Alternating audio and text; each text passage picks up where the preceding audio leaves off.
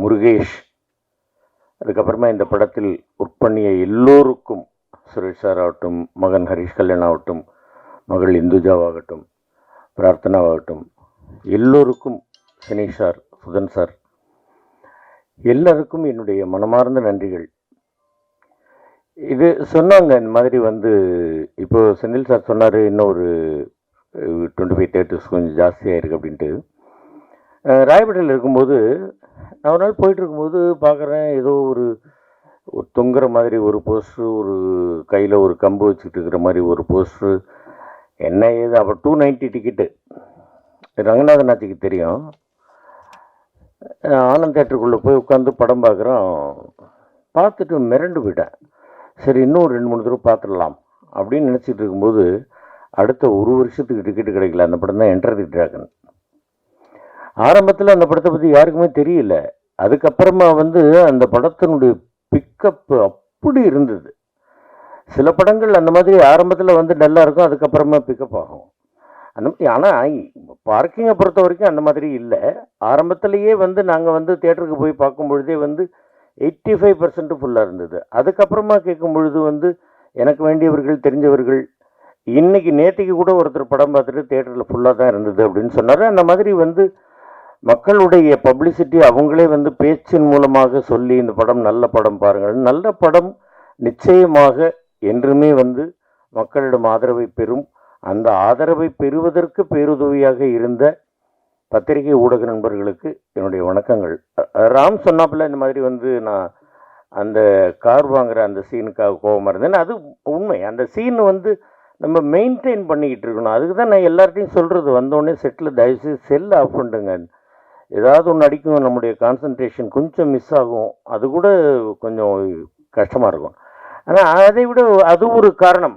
இன்னொன்று என்னென்னா, கார் வாங்கியாச்சு, இந்த வித்தவுட் பிரேக்குன்றது தான் நான் ஒத்துக்க மாட்டேன்றேன். இது ரொம்ப டேஞ்சர். நான் என்ன சொல்கிறேன், இந்த குழந்தைகள்கிட்ட எல்லார்ட்டையுமே நான் சொல்கிறது என்னென்னாக்கா, ஐயா ஒரு மணி நேரம் கூட வேணாம், 1/2 மணி நேரம் எல்லாருக்கும் சாப்பிட்றதுக்கு விட்டுருங்க. சாப்பிடாமல் வேலை செஞ்சுக்கிட்டு இருக்கிறாங்க.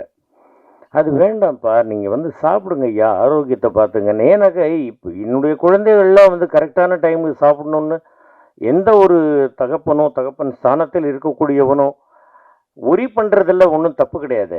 அதனால தான் நான் சொல்கிறது, தயவு செய்து சாப்பிடுங்க ராம், சாப்பிட்டுட்டு வேலை செய்வோம் வாங்க அப்படிங்கிறத நான் ஒரு செல்லமாக கடிஞ்சிக்குவேன். அது தப்பு இல்லைப்பா, அது தப்பாக இருந்தால் என்னை மன்னிச்சுங்கப்பா, எல்லாருமே நான் மன்னிப்பு கேட்டுக்கிறேன்ப்பா.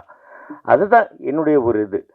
அருமையான ஒரு கதை, நல்ல ஒரு கதை, எல்லா இடத்துலையும் இருக்கக்கூடிய ஒரு பிரச்சனை, ஒரு வீட்டுக்குள்ளேயே இருக்கக்கூடிய ஒரு பிரச்சனை, இதை மிகச்சிறப்பாக படமாக்கி, அது சுதன் சார்லாம் எப்போவோ ஒரு நாள் வருவாப்பில்.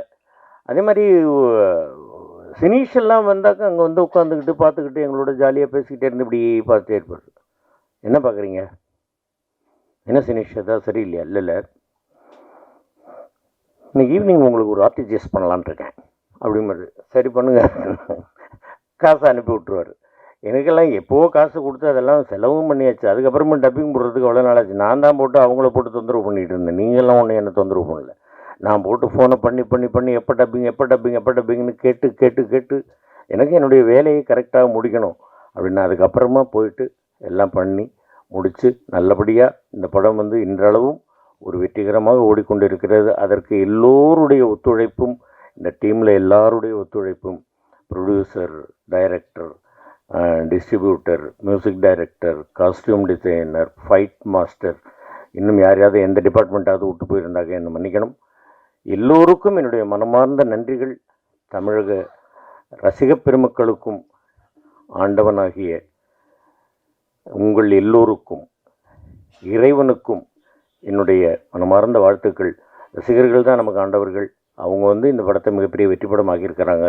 அதனால் எல்லோருக்கும் என்னுடைய மனமார்ந்த வாழ்த்துக்கள், நன்றிகள்.